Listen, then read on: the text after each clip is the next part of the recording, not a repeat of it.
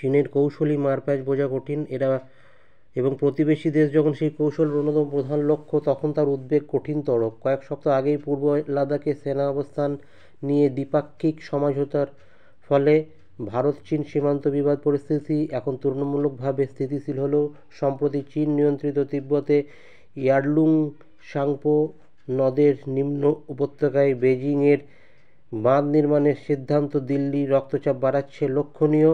উত্তর পূর্বাঞ্চলে ভারত চীন বিতর্কিত সীমান্তের অনতিদূরে অরুণাচল প্রদেশে ঢোকার বাঁকের মুখে তৈরি হতে চলেছে বাঁধটি। প্রস্তাবিত বিশ্বের বৃহত্তম এই নদীবাঁধ নির্মাণের ক্ষেত্রে বেজিংয়ের তরফে যুক্তি দুই প্রকার: এক, পরিবেশগত স্থিতিশীলতা রক্ষা এবং দুই, আঞ্চলিক উন্নয়ন। ইয়ারলুং সাংপোর জলবিদ্যুৎ শক্তিকে কাজে লাগিয়ে বিদ্যুৎ উৎপন্ন করা সম্ভব হবে, যা চীনের পুনর্ব্যবহারযোগ্য শক্তির লক্ষ্যমাত্রা অর্জনে গুরুত্বপূর্ণ ভূমিকা পালন করবে।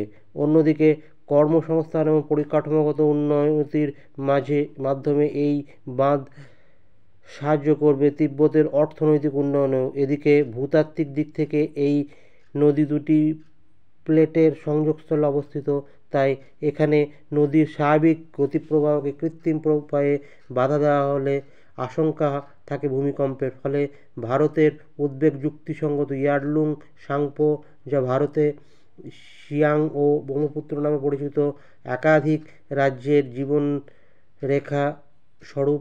ভারত এই নদীর নিম্ন তীরবর্তী রাষ্ট্র হওয়ায় নদীর জলকে হাতিয়ার হিসেবে ব্যবহার করতে পারে চীন।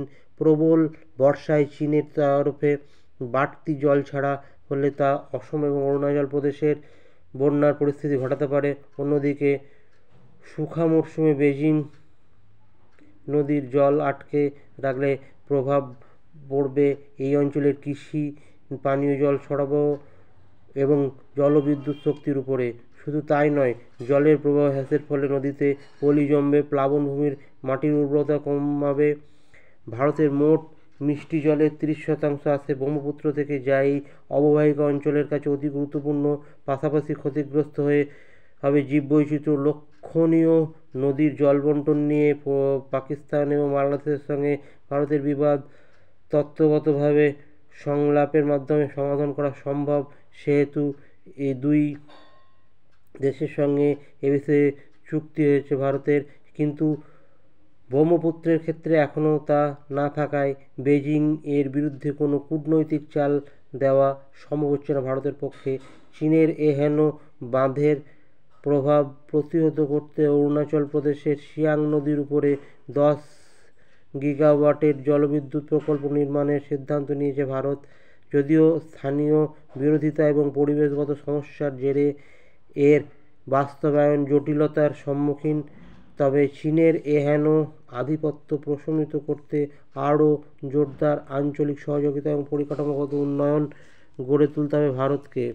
চীনের এহেন পদক্ষেপের প্রভাব যেহেতু বাংলাদেশেও পড়তে চলেছে, তাই পড়শি রাষ্ট্রটির সঙ্গে হাত মিলিয়ে ব্রহ্মপুত্রের জলবণ্টন চুক্তি সম্পন্নে রাজি করানো ছাড়া গত্যন্তর নেই দিল্লির কাছে। ব্রহ্মপুত্রের জলসম্পদ তথ্য আদান প্রদানের প্রক্রিয়াকে অব্যাহত রাখার ক্ষেত্রে চীনের উপরে কূটনীতির চাপও তৈরি হতে পারে। জটিল পরিস্থিতি বটে।